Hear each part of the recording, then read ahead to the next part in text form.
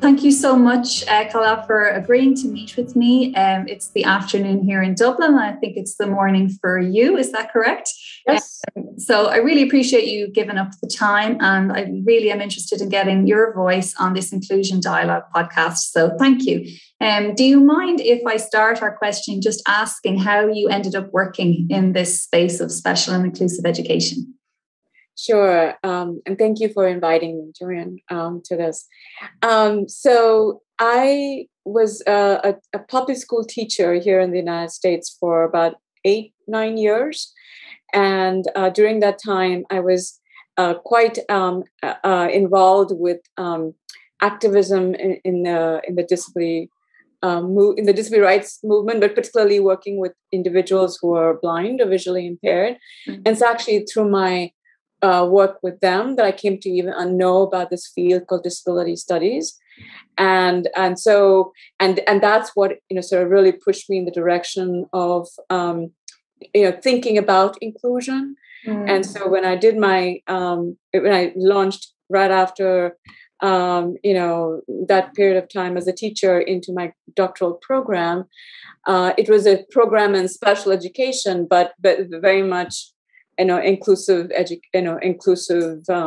focus, and most of my committee members were all people who were all had a strong inclusive focus. So it was one of those things that felt right from the very start, and because my teaching experience had been a lot with students with the most significant disabilities, it felt even more urgent. So anything that I did afterwards, after I finished my doctoral preparation and started my career, I actually began trying to understand inclusion from within, from classrooms where students with the most significant disabilities were included. That became my lens to really understand what inclusion meant. So that's how I got to academia, and I've been here at TC for the last 15 years and still working on inclusion. Brilliant. And you said there what made the kind of issue feel a little bit more urgent. What was going on for students back then when you were teaching with significant disabilities? Like what was school like for them? Isolated, and very much in hidden corners in schools, and it felt like there was this notion of care for these kids sort of became the most important, was an important goal, but that care did not include really thinking about what it meant to be a learner from the perspective of a student with significant disability, and what kinds of, how do we expand their academic environments and opportunities. I will never, and I was one of those, and really, caring people. And so my concern is not, is more about what is understood as care for students with significant disabilities, rather than, people as somehow being, being bad or having all kinds of, problematic ideas. It's just a question that people's imaginations were limited, and I could see many of these kids, being able to thrive within more inclusive environments, and that's why I felt it. Interesting. And then you went into your doctoral work, and can I ask what your focus then was in terms of your research? I know it spans quite a long period now, but what have you gone in and out of in terms of the stuff that you've been researching? So what was my research? We'll start with your doctorate, I suppose. Absolutely. Yeah. It was such an important part of my life. I mean, and enjoyable. So I did a sort of an ethnographically oriented study where I spent time in an elementary classroom that included kids with a range of different disabilities, including kids with most significant communication disabilities, and also spent in part of the same dissertation work. I spent a couple of months in a high school setting where another student was also considered significantly disabled, was so-called included in the high school program, but it just was a very different, it didn't feel like inclusion at the high school level, but I really did see strong efforts in the elementary classroom that was, just like moving towards inclusive processes. So I learned to identify what a community in an elementary setting could look like that was hospitable to kids with a variety of different learning profiles, and so that became a really important in terms of helping me sort of solidify the need for doing more research in classrooms and with more teachers. Yeah, and I'll continue doing that. Yeah, so like a lot of people kind of question, like you've mentioned students with severe disabilities a couple of times now, and a lot of people say inclusion is fine to a point once the students don't have, more profound or severe disabilities. What I'm getting from you is that you were witness to classrooms where that was the case. Is that fair? Absolutely. And, to me, and that was important. I mean, it was very intentionally, I sought classrooms where kids with significant or severe, these terms are all problematic anyway, right? Yeah. Sure. So it's just shorthand right now. But these kids were included in the mainstream general ed, again, all in quotes, classrooms. And so I sought them out. And for me, I think what it grew from, like, it is possible, right? That's what my doctoral study kind of sort of, made, sort of solidified for me. It grew from that into what makes it possible. Yeah. And like, what needs to happen, or what are people doing that allows it to happen? And so, and starting from the point of, students who are often seen as, automatically seen as needing some other place and not the general classroom, it really felt like an opportunity whereby we can really expand, the breadth of supports that can be available. It can expand our imaginations of how we can reach many different learners. Mm-hmm. And so, so in that sense, I'm fully, persuaded that, inclusion is possible for all kids, and you can't have inclusion for some and not inclusion for all. I guess that's the fundamental premise. Yeah. And the other thing, I suppose, in terms of an argument that's thrown out is we don't have enough funding. There's not enough supports from government coming. So I'm kind of between what you're saying. Is it true? Yeah. A lot of what you're talking about is attitudinal. Is this cultural issues that perhaps are creating the barriers or creating inclusive contexts? Or do you want to comment on that? Yeah, absolutely. In both of these classrooms and in subsequent ones that I've been in, there's always been, this is the right thing to do. You can't, that you begin there. I think any kind of inclusive or any kind of an approach to inclusion has to begin there. There's absolutely no way around it. You got to begin from this assumption that first, as a teacher, you do have the capacity to be able to think about all of your kids and to plan for all of your kids. Certainly, you might need additional supports in order to make the everyday routines happen in a way that all kids feel like that they are participating and are included. Mm-hmm. But fundamentally, I think, yes, it begins with any of the teacher, the educators, and leadership. That's a big thing. So, I've seen in schools where they're not in sort of high poverty districts, but if the leadership brings a commitment to it, sure, it won't look like an inclusion in a more affluent district in terms of the kinds of resources that are made available to kids and the kinds of technologies and things like that. But just the approach of the leadership towards that means that certain decisions are going to be made that would not be made if you didn't have that, if you didn't bring that commitment.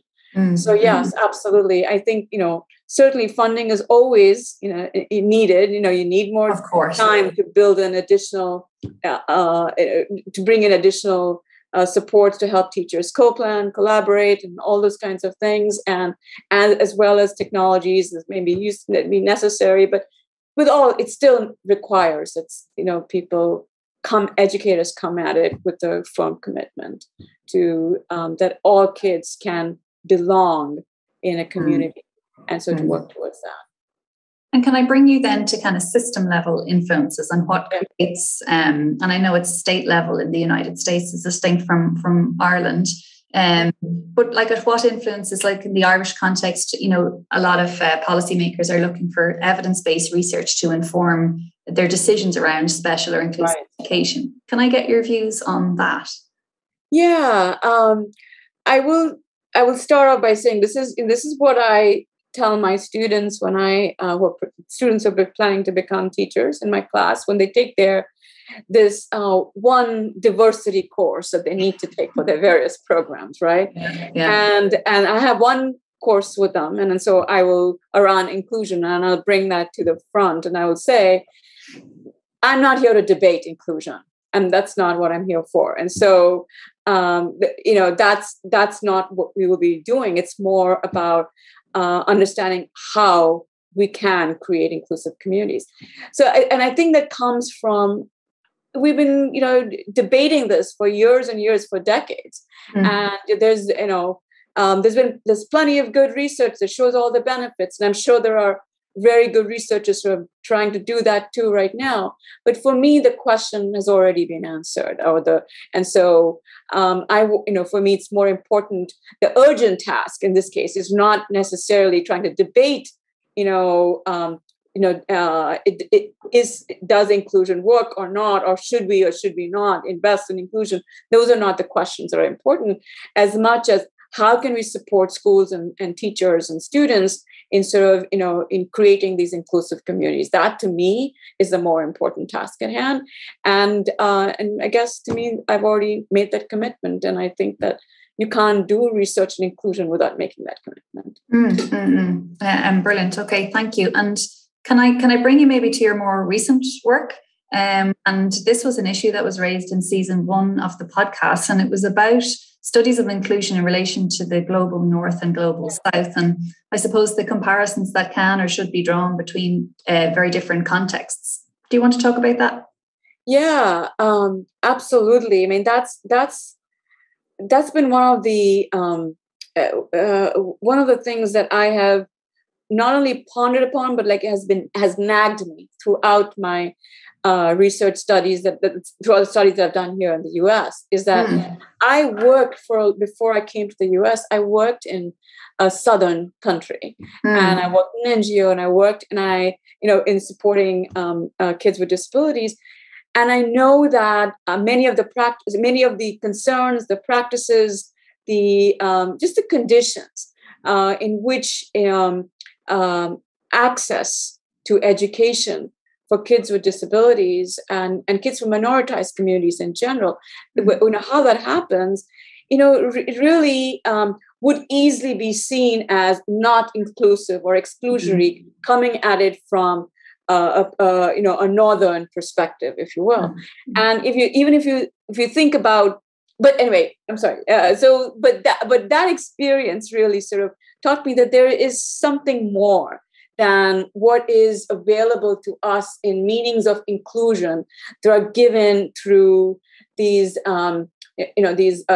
international resolutions, even like the Salamanca Statement. Like, you have a description of inclusive schooling that sounds perfect and ideal and wonderful.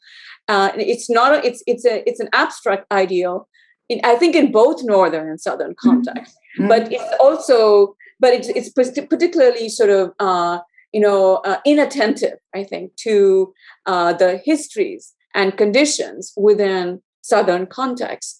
And so, to me, it's too often the issue has been framed as, we've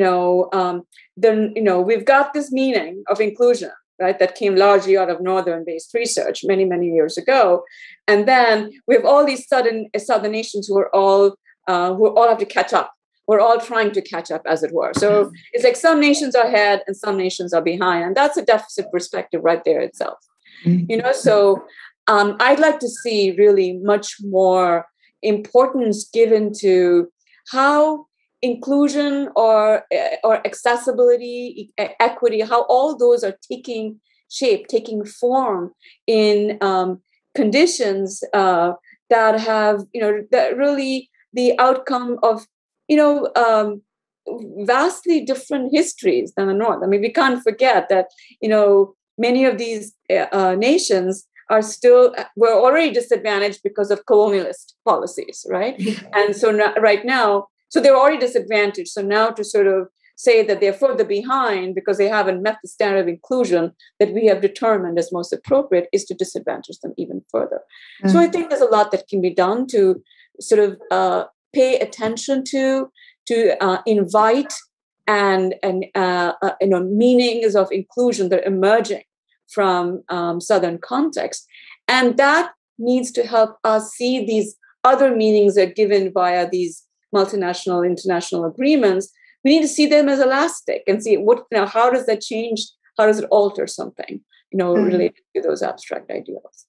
It's really interesting what you're saying, particularly Ireland.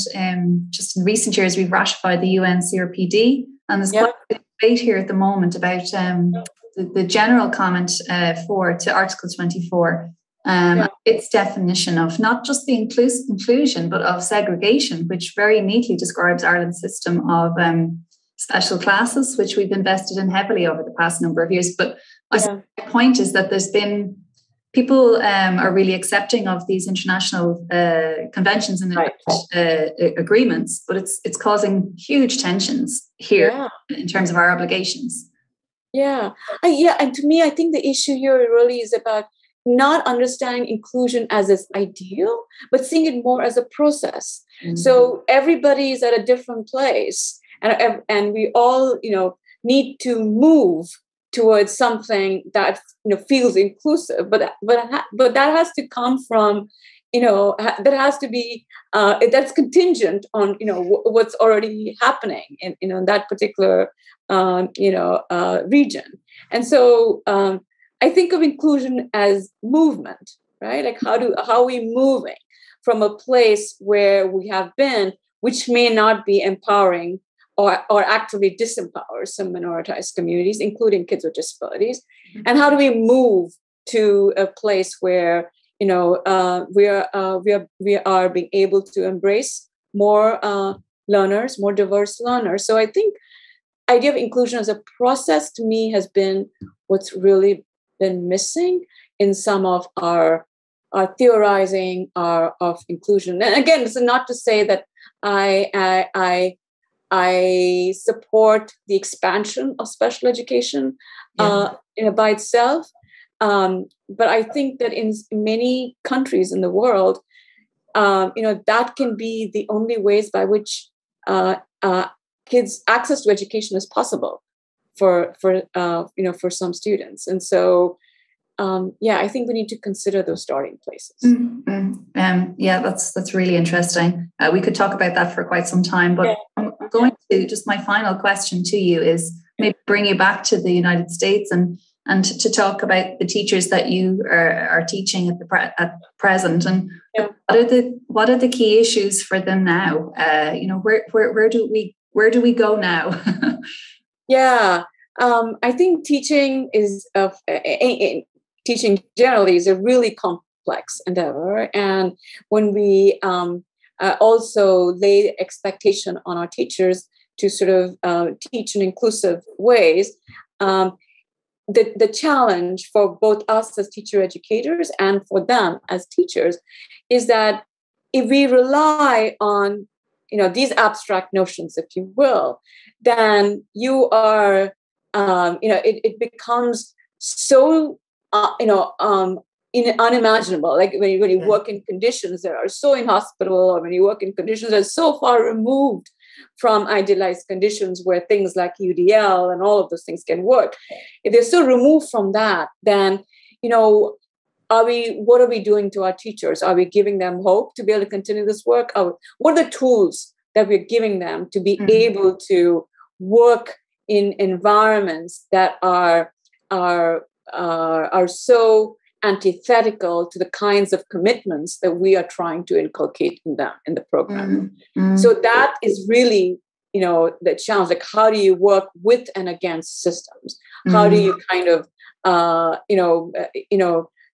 learn to learn to attend to processes, and there might be situations where you have to take a position that feels like a traditionalist mainstream special ed position, but that may be required in the moment, and so not to sort of feel guilty about it or feel like you're not an inclusive educator because of that one decision. These are so many things. I think that I think students do feel, when I say students, I mean our pre-service teachers. Yeah. They do feel the responsibility to be inclusive educators. I think our charge is to help support that by giving them the tools to be able to, manage their ideals alongside some of the material conditions in schools.